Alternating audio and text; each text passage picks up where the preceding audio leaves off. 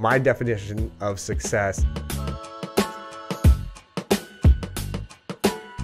is embracing like the hustle and grind for whatever it is your goal is.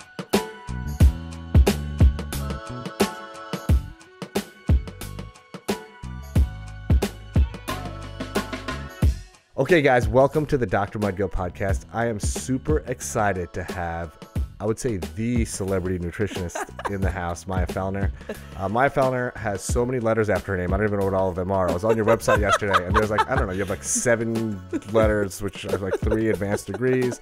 You are everywhere. I was at the gym on Saturday. I saw you on Good Morning America. You were on The Chew, I think, this week. Yeah. You're on Dr. Oz all the time. So I am very humbled that you made the trip out here from Brooklyn to spend the morning with us. And I'm super excited to hear your story, as I think everyone is. And I can't thank you enough. So welcome to the podcast. Oh my goodness. Thank you so much, Dr. Mudgil. I am ecstatic to be here. I think that you're fantastic. I appreciate that. Yeah, you are an extremely talented dermatologist, and you're my dermatologist as well. So that's how I know Maya, that, yeah. right? Yeah. So Yeah. I have to put that out there. I mean, yeah. So you're great, and thank you so much for having me. I've been watching your podcast, and I'm so inspired by the stories that people tell, because I think it's just really relatable, and it's like we all just want to share story and like be part of a larger community. So it's really gorgeous. You nailed it. And I thank you for that. Thank you for watching. So, because you watch the podcast and you listen to the podcast, like one of the things that I like to do, just kind of kick things off, is you're incredibly successful. And I'm sure there's like a young person out there that like sees you on TV and is like, oh, wow. Like, this is like such an incredible woman. And, we're going to share your whole story and how you got to where you are. But what to you defines success? That's such a great question. I thought a lot about it. And, because my background is so diverse, and when I think about success, I can't just think about it in the context of myself. I kind of think about it in the larger community. And I realize that for everyone, it's going to look different. And so I measure my own personal success kind of on how I'm doing, how I feel about myself, how my family's doing, how my, smaller community and then a bit my larger community is doing, and the impact that I can make in those different areas. When I think about like the people that I work with and my patients, for some of them, success is literally just being able to make one consistent change and stick with it over time. And I think also really coming to terms with the fact that it's all a process, right? Everything that we do is a process, and it's about figuring out, how do I make these positive changes in my life and hold on to them and actually have them, be pleasurable. So that's some of the ways that I think about success. I think you nailed it. I mean, it's interesting because you're right. Like for everyone, there's like a different hustle or grind that they're going through. So whether it's like, you're trying to lose weight, or you're trying to quit smoking, or Right. you're trying to like drink less, or, like in your world, there's probably a lot of that. Right. It's that embracing, for me, like success, and I've said this a bunch of times, it's embracing the hustle and grind of whatever it is your goal is, right? Yeah. So that pretty much just sums it up, and I love that because it's a different take on success. So yeah, but it's all ultimately, what I'm learning just by talking to so many people, it's all ultimately the same thing, right? That's right. So, which is awesome. And, you are such a successful woman. I like to start like from the beginning, basically, Okay. just kind of learning a little bit about what made you who you are. So, like, where did you grow up? Are you from New York? Do you have a large family, small family? Just give us a little bit of background on, what your roots really are. Absolutely. So I was born and I'd say partially raised in Massachusetts. I was born in Cambridge. And the time when I was born, it was a very academic town, and it was also a very diverse and multicultural town. Both of my biological parents are from the Caribbean. My biological father is from Haiti, and he was born there at the time when, my goodness, like the political regime was really, I'd say, volatile. And so his upbringing was kind of a story of true success. He grew up very, very poor. And he was actually able to come to the U.S. with the help of some families, and he studied music. He has 2 masters and a PhD, and he was the chair of the music department at Wellesley College. Oh, wow. Yeah, he's an extraordinary human. Holy smokes. Yeah, he now has a foundation in Haiti where he educates children who are age 5 until 7, 8, 9. and he educates them in its music, arts, and culture, and it's an extraordinary school. That's wild. Is he a musician? He is. He's an ethnomusicologist, and so he looks at the intersection of music, arts, and culture, and really believes that, that is kind of integral to who we are, right? Honoring all of those parts of ourselves. Wow. Yeah, I had the wonderful experience of going to Haiti a couple years ago with my kids, and it was really moving. It was the first time I've ever been there, and it is as poor as everyone says, but it is a beautiful country. It's seen so much, and it's such a hard place to be, but there are people who are, really trying to make it through the day-to-day and kind of lift up the people that are living there. So does your dad live there now full time? So he goes back and forth between Haiti and Florida. He comes up for all of his medical stuff. Gotcha. And then he goes back to make sure that the school is running and that the kids have what they need, and they have a feeding program. I mean, he's extraordinary. That's legit. It is legit. I know. So you grew up in Cambridge, but Yeah. where's Wellesley's outside of Cambridge? It is right outside of Cambridge. Is it? I didn't Yeah. realize that. It was so close to Cambridge. Yeah, it's pretty close. And my biological mother was born in the English-speaking Caribbean in the sister islands of Trinidad and Tobago. She too came here and is a sociologist by her PhD. Was really active, I'd say, in that third wave of Black feminism, kind of looking at the intersectionality of gender, race, and class, work around land rights and Indigenous people. I know my family, they're like academic powerhouses. Yeah, you have legit academic roots. I mean, that's amazing. I mean, I can't imagine, growing up in that, it must have been just a constant stimulation. It was totally the and women. And that sounded hip, too. Your parents were probably pretty hip. They were very hip. They weren't together. So, I went between two homes, but I have to say. Where was your mom teaching? She was teaching at Brandeis University at the time. So in Boston also, yeah. Yeah. And, the women that were around our dinner table are names that people absolutely recognize. And the conversations that were had were really stimulating and kind of made me from a young age think about who am I? Who do I want to be in relationship to my community? Who am I as a woman of color? What does it mean to take space in a way that is actually helpful and empowering to myself and people around me? So, that was kind of how I grew up there in Massachusetts. We then came to New York. Do you have siblings also? I have a half brother from my dad, and I have some step siblings from marriages and so on. Gotcha. But you were basically floating between mom and dad's place. Exactly, between them.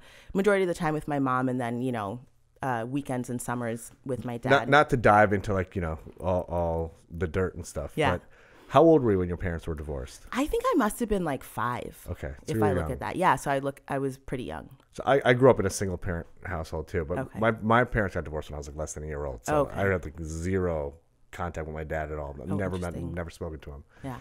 Whereas my brother was 87 years older than me. He was 8. So it's we have very sort of different, growing up in a single parent house is very different for the two of us. So I'm always curious. It's what other folks' story is. What's interesting about that is when I talk to people, I always forget that we, in mainstream society, still what the norm is to have a mom and a dad and the 1.5 children.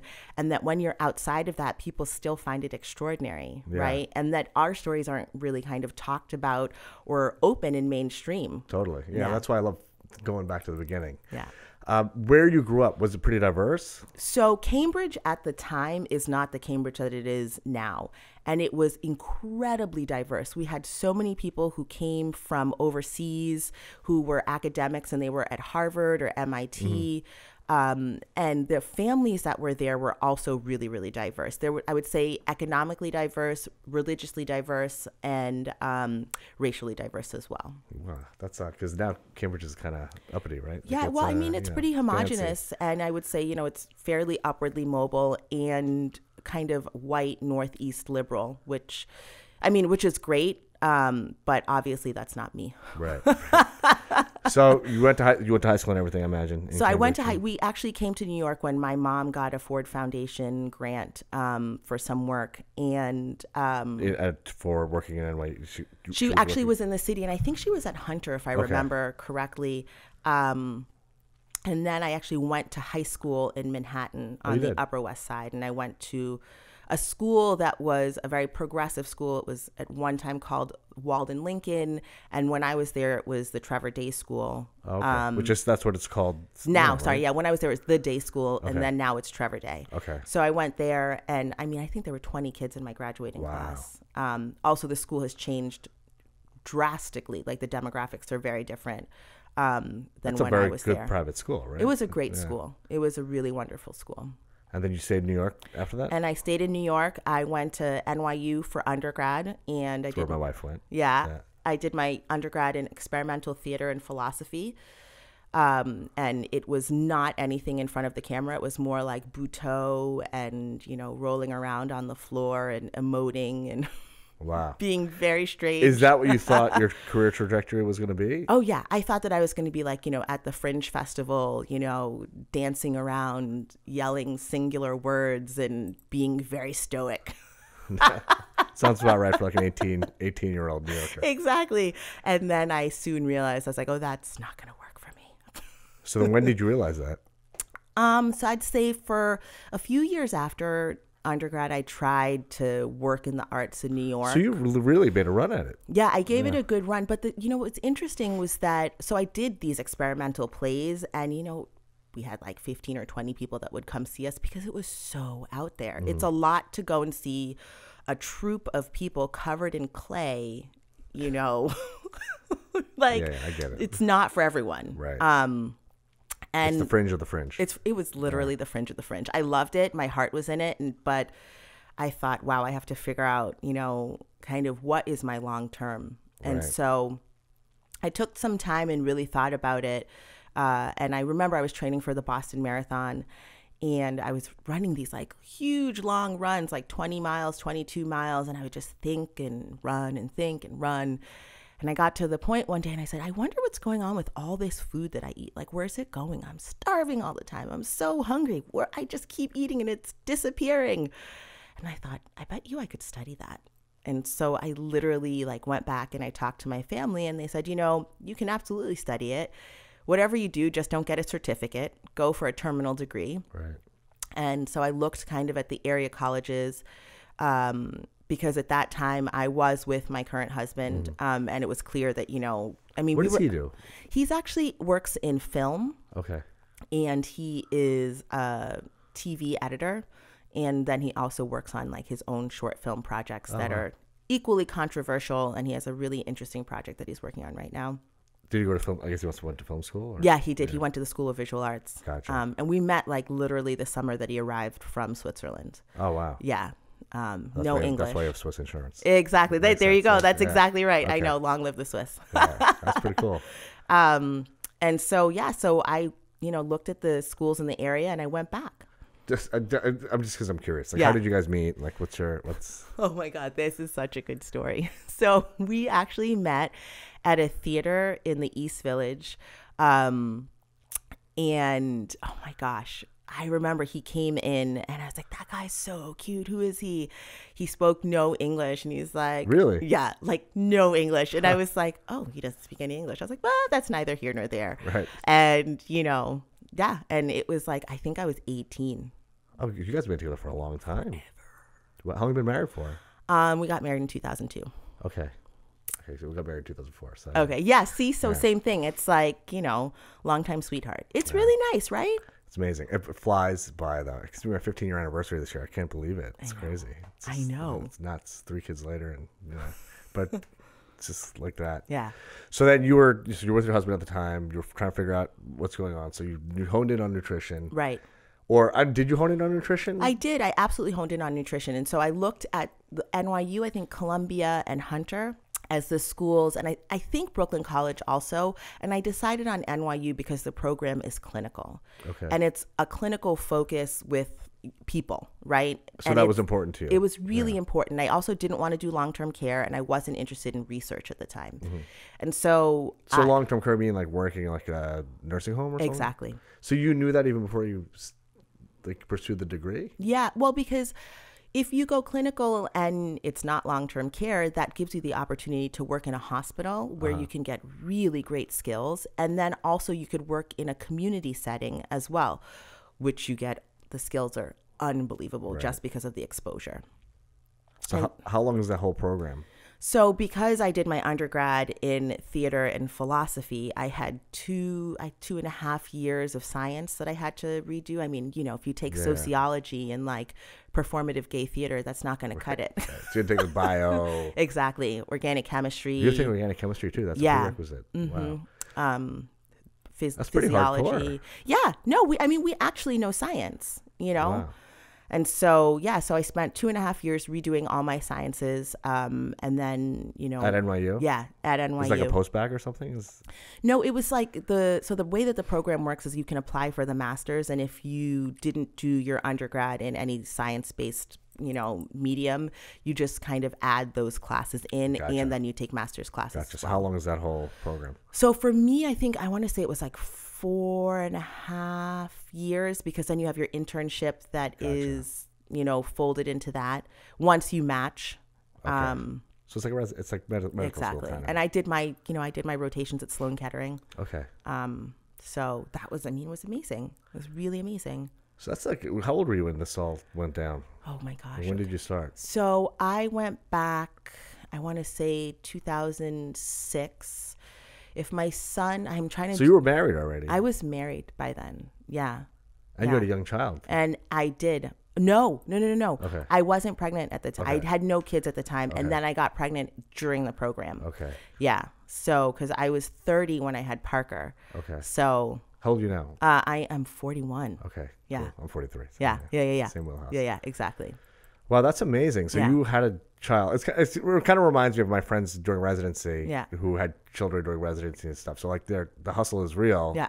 But then this is like, whole other element of life that it's like, but especially having a newborn, it's exhausting. It was super exhausting. But you can't really take time off from school, can you? No. So what I did was I was completing my master's coursework. And so rather than applying for my internship, I completed the master's coursework in its entirety, which allowed me to stay home, you know what I mean, and have more of like an academic schedule. And then I went and did my rotations. So when I did my rotations, my son was 2. Okay. And that's a little better. You have a nanny and it's so much more manageable, and you have actually help and support as opposed to having to rush home. But I do remember taking some classes and like literally pumping in between. Yeah. I remember my wife, we were living in the city when and she's a dentist, so she would kind of drive around to a bunch of offices. Yeah. And I'd literally be like talking to her while she was driving home, and you just hear the whoa. I was like, what's going on, baby? She's like, oh, I'm pumping. She's like pumping while she was driving and stuff. Yeah. You got to make it work, fit it in, you know? Yeah, but it is amazing. I mean, it really is like it's a hustle. It is a hustle, but you're very focused, right? Because it's like, first of all, you change your career. And second of all, you're kind of like, you know what? I need this to work. I want this to work. And then also my level of investment was so high. Right. It was so high. Which also, like, when you're older and you commit to doing something, there's a lot more at stake kind of too, right? So it's like, you got to make that shit work. Yeah, totally. Because, you're taking years of your life, like, and it's productive years. That's right. So when you were done, so you were probably, what, like 32-ish? Yeah, exactly. Okay. And then you do like, I guess an intern residency or something. Exactly. So like you do an internship, and then after the internship, you sit for an exam. And then, you pass the exam. And my first job was, I was a dietitian in a community setting, and they hired me, but they hadn't hired the rest of the staff. And, because I have this diverse background, I could do it all. Like I went in like bright-eyed, bushy-tailed, and they're like, yeah, folks are homeless, unstably housed, infectious disease. I was like, I've got this. I did not have it. Right. I was like, oh, big time learning curve. Wow. Big time learning curve. I mean, it's no joke when you have people with infectious disease in the city who are homeless and unstably housed. There's always a reason, a mental health condition on top of it. And then, they said, well, now you're going to become the program manager because you've been here and we haven't hired anyone else, and you can hire the rest of the staff. And, I had a soup kitchen, a food pantry. I had group nutrition education. I mean, it was a huge, huge learning curve for me. I never had been in housing where people lived in SROs. I'd never, What's SRO? So it's a single room occupancy. Like you go into a building and it's, 75 units and people have a room and then a shared kitchen. Oh, wow. And they're usually on food stamps, well, always on food stamps, and the food stamps don't ever last, and it's emergency housing and vouchers. And, I never, ever saw anything like that and didn't understand how you could prioritize nutrition when the primary needs weren't being met. Right. And so I just worked really hard to make my soup kitchen and food pantry as robust as it could be, to make sure that the meals program was great. And then also to focus that group nutrition education on things that were actionable for where they were. So what did you find was actionable for that demo? It's a very hard demographic. Really hard. These are folks that are just like literally looking to have like a roof or like to get out of the freezing cold or whatever it is. And again, like food is like a secondary thing, right? Yeah. It's like, so what is actionable, would you say, for, like what did you find? So we had to get great, really, I'd say creative. And with a lot of patients, I would go with them to the grocery store for, to use their emergency food voucher. And we would do like... So how much money is that? So sometimes the voucher was $25. Okay. Which is, not a lot. Not a lot. Right. And so we would go and we would say, well, what can we do with this $25? What can we buy that are staples that you can have as dry goods or canned goods and frozen goods? So we were saying, like, let's not buy anything that's perishable with this. We're going to use your food stamps for like dairy and cheese and eggs, and let's use this emergency voucher for frozen goods, rice, beans, things of that sort. So for food stamps, like, what is the denomination for that? So it depends on how many people are in the family, where you are, like what your federal poverty guideline cutoff is. And usually my folks were getting somewhere in the range of $110 a month. Okay, which is also not a lot. Exactly. So, we worked a lot on budgeting. And then that's why I tried to make the food pantry as robust as possible, right? So if I could get in fresh produce and things like that, then they could get that from the pantry. Not have to use any of their funds for that. Exactly. Right? Wow. So, that's a pretty big task. It was real. I think it was one of the best educations that I ever received. And it really made me check my privilege. Right. Like in a real way. And I don't just mean economic privilege. I mean the fact that I had the luxury to sit and learn and think and ponder and really just, develop myself. Because when your primary needs aren't met, that's not happening. Yeah, but it's like focusing on surviving. Exactly. You don't have time to focus on learning. Exactly. Wow. So how long did you do that for? So I lasted 4 years. 4 years? Yeah. It was short. Because it was like, I was working. That's a long time. I can't imagine. That's intense. Yeah, 4 years. It was very intense. The hours must have been like insane. They I were. Imagine. Yeah. I was. And then how many children do you have? I have 2. You have 2. So yeah. Did you have your second child during that period? I actually got pregnant with my second child during that period. And it was at that point that I decided that it was untenable for me to actually have a job like that, where I was working Monday through Friday, but then Saturdays and Sundays driving around to the food co-op or CSAs to pick up the extras so I could bring them into my pantry. It just, it wouldn't work with 2 kids. And that's when I said, all right, I'm going to work on my own. And I continued in the same vein. So I worked with the Department of Health doing nutrition education still for people with HIV/AIDS. And then I started working in the housing projects where I would do group nutrition education kind of focused around chronic disease. Were those well attended? Like when you would set something up, for a group? So it was with another, we had a physical education component. And so it was a 12-week program. And we would go directly to the community center. So, folks they just came downstairs. Right. And they were well attended. It was hard. Again, similar population, right? So you have someone who has uncontrolled hypertension and they live in a neighborhood where, you can't find a piece of fruit or a vegetable to save you, much less a packaged good that has anything but added sugar, salts, and fat. Right. It was like an uphill battle. Right. Yeah. Can't have fast food and control your hypertension. No, not at all. So that doing what you do now, again, your life then is very different than your life now. Although you're doing the same stuff in education, but you're a big time TV nutritionist now. How does that happen?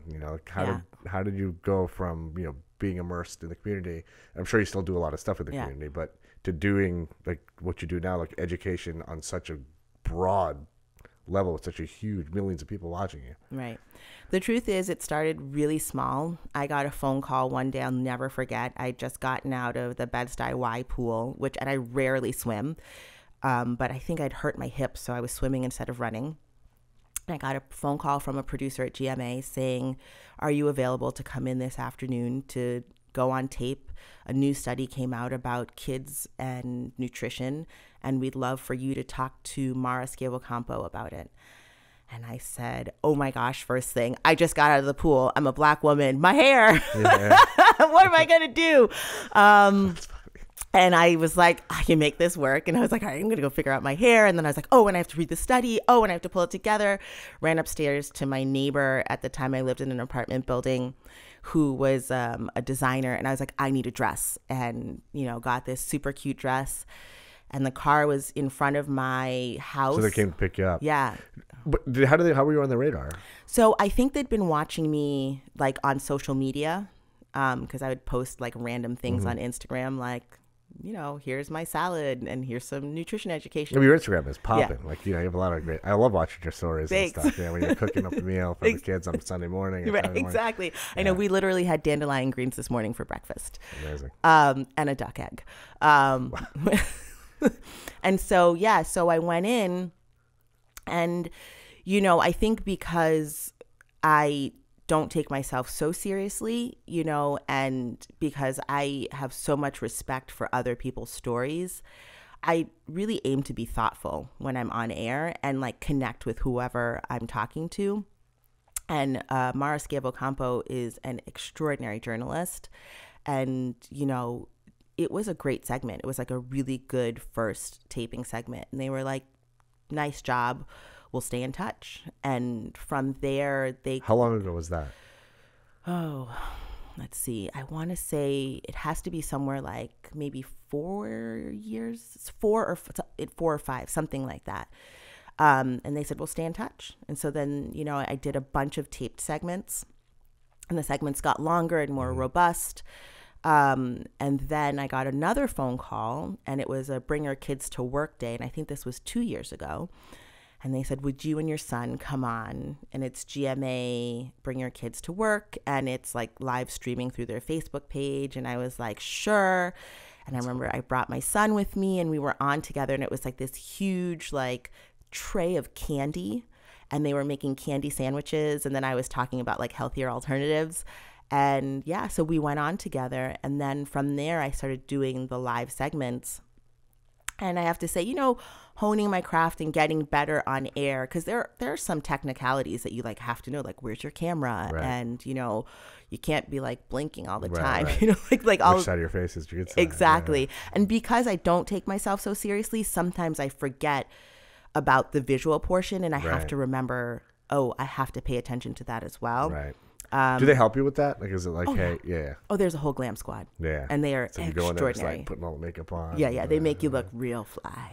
Yeah. You always look fly. You always look fly anyway. Thank you so much. Thank you. But on TV. And so, I mean, the truth is that I deeply believe in the power of nutrition. I also think that when we talk about seeing different types of people talking about nutrition and representation, it's so important for folks to see Black and brown people in medical positions, totally. Just as yourself and me, having these evidence-based conversations that are real and actionable. Like I'm not just saying you only can live on cottage cheese and sliced apples. Right. I'm saying there are multiple ways to be healthy, and we can individualize it to you, and like kind of living that and staying in that all the time. Right. I mean, when you believe the message, it's easy to deliver it. Right? That's right. Yeah. And it really always resonates when I see you on TV. The message really comes through. So what's next? Like what's on the horizon? What are your goals? Where's this going to go? That's such a good question. I said to someone the other day, I said, it's so amazing. I said, I wish I woke up every morning and I was like, I'm the awesomest. Because I always think that I'm thinking, okay, well, how can I continue to learn and grow? Right. Like I'm going to be a forever student. I would love to continue doing the work that I'm doing on air. I would also love to have some kind of, platform where maybe I'm doing some series, like a 6-part or a 12-part series focused around community and nutrition and short story sharing and things of that sort. I want to really examine different types of people, cultures, their nutrition, and, work in that arena. And I'd love to do it publicly. Yeah, it's very what we do is very similar on a clinical level, right? Like, we're seeing patients and we're like helping them with their day-to-day needs. Right.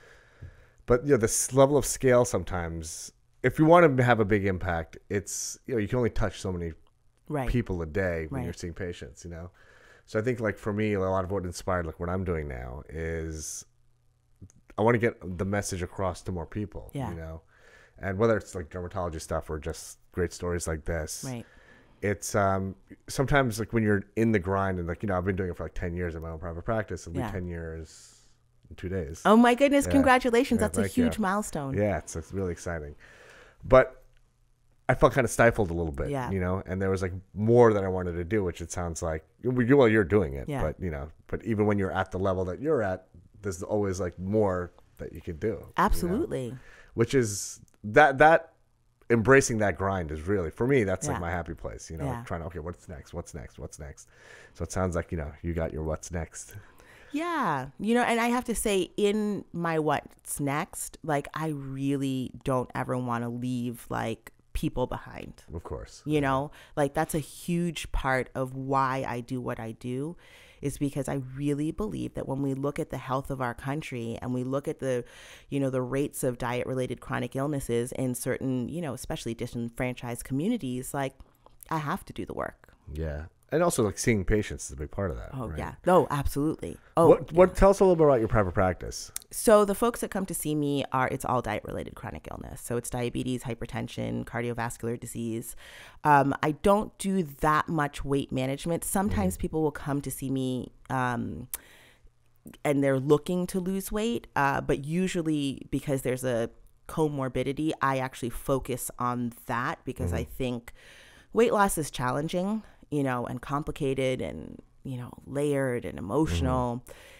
And I like to focus on kind of, okay, well, how can we affect your labs and bring that within normal limits? Because, those are the health outcomes that really are an indicator of their quality and duration of life. So look, just because I'm curious. So someone comes to see you, they're diabetic. Their HbA1c is like 10. Okay. I had a 13. Wow. Okay, so say that's 13. What do you do? Like what's what are some of the steps that you take, and how are you helping the patients that are in front of you? So usually like the first step is to have an initial consult where I do like a full health history, kind of look at what's happening in their lives, their day-to-day work-life balance, family. And then I look back also at their family history, mother, father, grandparents, when were people diagnosed? Were they diagnosed? And we look at that. And then I really say to the person, well, what is it that you want from nutrition? I always ask that question, like, why now? And what do you want? And then it's literally individualized and based on what the person wants, with, bringing those labs back into normal limits kind of as our guiding beacon.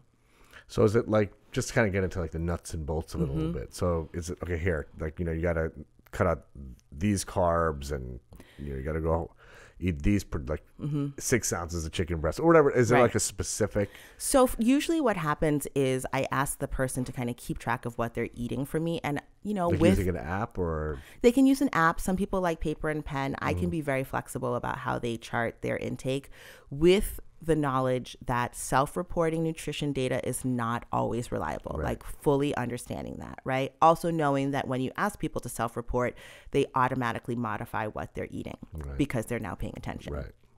So we take a look at that. Kind of. Right. Yeah. We take a look at that, and then we think about like really basic stuff, like how often are you eating out? What are you eating when you eat out? Okay, how do we shift the ratios of what's on your plate?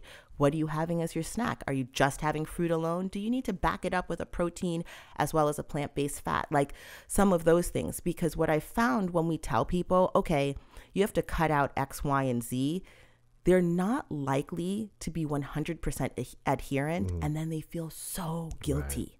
Right. And it's like setting yourself up for failure, basically. Yeah.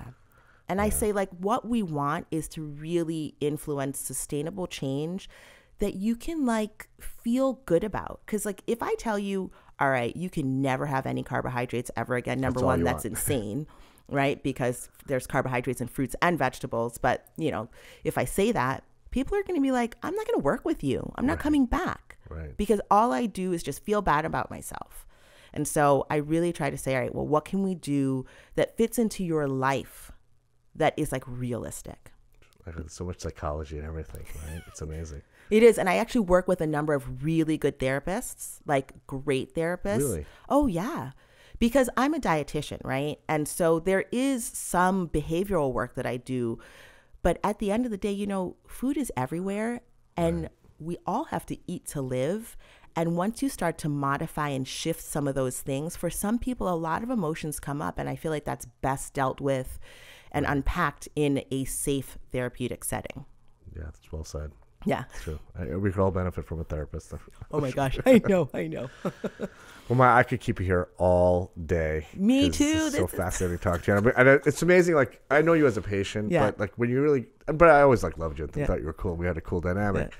But when you really get to, like, sit down and talk to somebody, it's just so much cooler than, you know, you really learn about somebody. And I really feel like I got a pretty good insight into, like, what makes you tick, and I love it. Well, thank you so much. I mean, I think you're extraordinary. What I have to say really quickly is the way that I found you was, I'll never forget reaching out to a friend of mine. I said, you know what?